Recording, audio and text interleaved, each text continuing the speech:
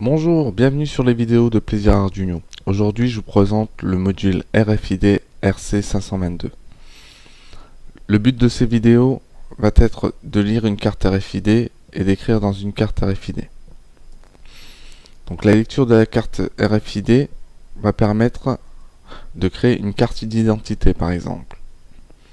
Voilà, donc vient s'afficher le nom, le prénom, et en fonction de ça, on allume des diodes. L'écriture dans la carte RFID va se présenter de cette manière. On va choisir un secteur dans lequel on veut écrire.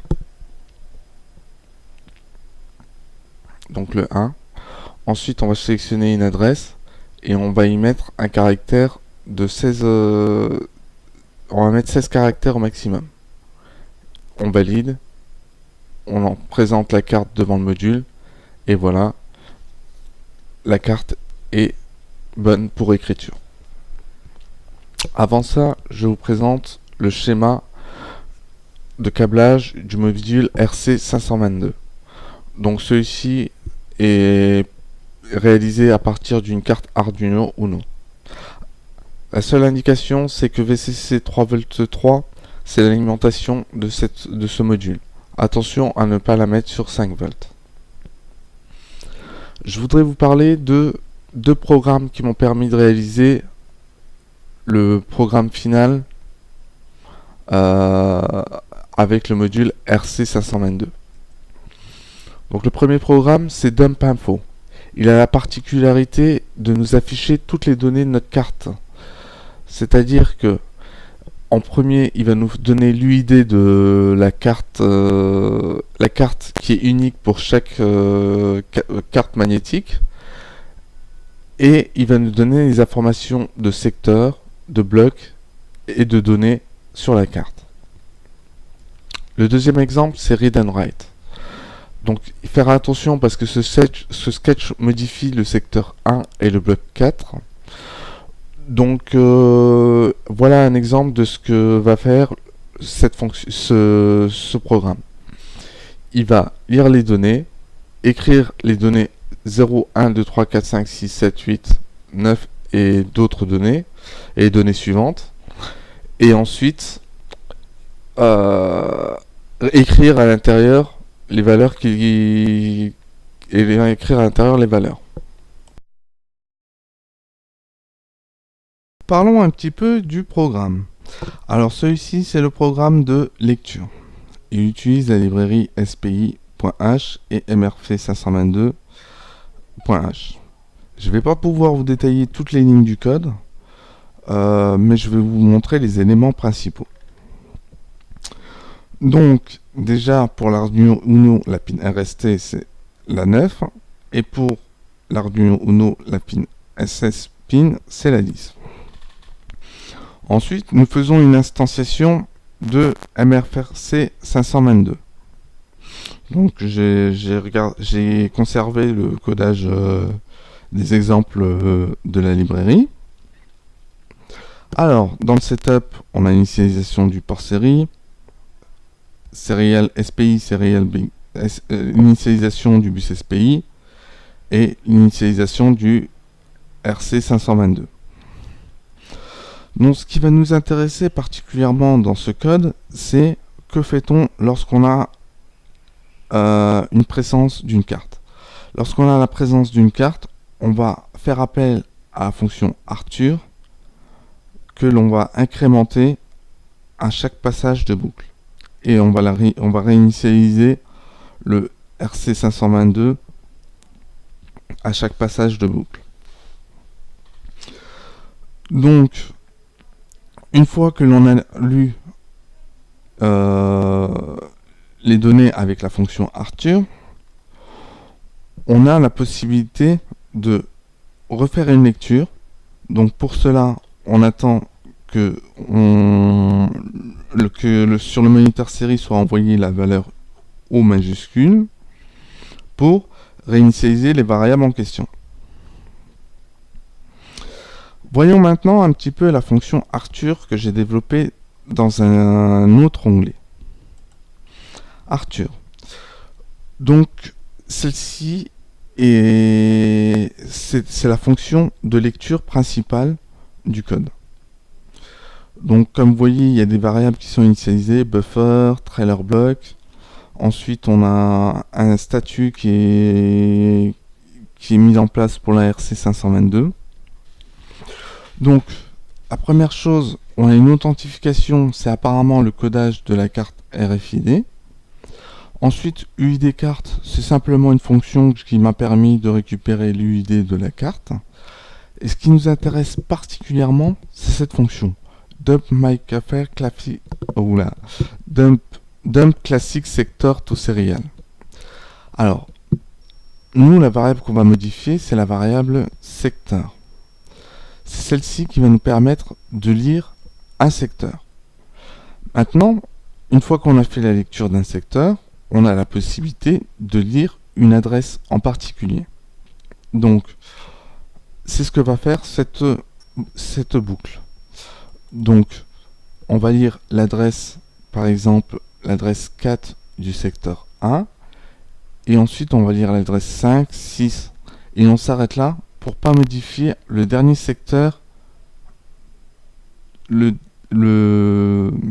dernier secteur, la dernière adresse d'un secteur. Voilà. Donc dump array, donc c'est une fonction qui nous renvoie à chaque ligne un entier qui va être stocké dans la variable vardata. Vardata va être utile par la suite parce qu'elle va nous permettre de créer notre carte d'identité. Donc voilà pour la fonction Arthur. Voyons un petit peu ce que vardata va stocker.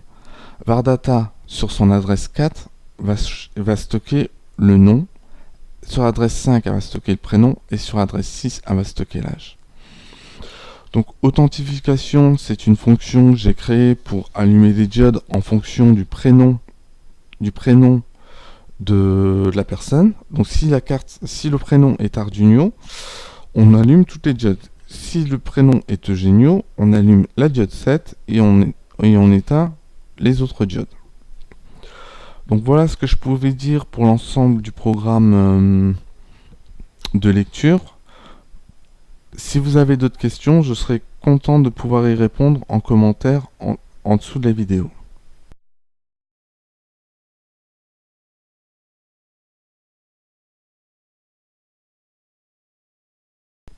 Donc nous avons un ensemble de variables qui va nous permettre de réaliser ce code. Donc comme tout à l'heure, nous avons la librairie SPI et la MFC 522. Je vais pas pouvoir détailler toutes les lignes du code, mais nous allons voir en gros comment fonctionne celui-ci. Donc toujours la pin 9 pour la pin reset et la pin 10 pour la pin SS sur l'Arduino Uno. Ensuite le setup c'est le même que pour la lecture. Ce qui va nous intéresser par exemple, ça va être de lire le moniteur série pour entrer la valeur du secteur. Une fois qu'on a entré la valeur du secteur, ce que l'on souhaite stocker comme valeur, c'est la valeur entière du secteur, qui va nous être utile pour écrire dans le secteur. Maintenant, entrer une adresse comprise entre stock adresse 0 et stock adresse 2. Comment on a réalisé? On a fait le secteur multiplié par 4 et ensuite on a rajouté une boucle sur laquelle on incrémente bloc X. Ça nous permet d'avoir la valeur minimum du bloc à écrire et la valeur maximum du bloc à écrire. Sachez qu'on n'écrit pas sur le dernier bloc d'un secteur. J'ai rendu inutilisable plusieurs cartes dans ce cas. Alors, donc ce qui nous intéresse, ça va être à la prochaine question, donc de connaître le bloc dans lequel on va écrire. Ensuite, il nous fait une petite phrase, vous avez validé le secteur et l'adresse du bloc. Dans ce secteur et dans cette adresse, on veut y insérer des données. Donc, on veut entrer une valeur à 16 caractères maximal. Donc, on a une fonction qui nous permet de faire en sorte que DataBlock atteigne, euh, atteigne la valeur de 16 et qui passe par une fonction qui s'appelle convertisseur hexa que j'ai réalisé pour convertir le code en ASCII. Voilà. Donc ça, c'est la grosse partie question-réponse du code écriture. Donc voyons maintenant fonctionnellement comment ça marche. Donc, lorsqu'on souhaite écrire, il nous faut absolument une authentification. Cette ligne-là est importante. Ensuite, nous ne pouvons pas écrire, d'après mon expérience, sans avoir fait un dump. Donc ici, on fait un dump, mais on fait un dump sur le secteur.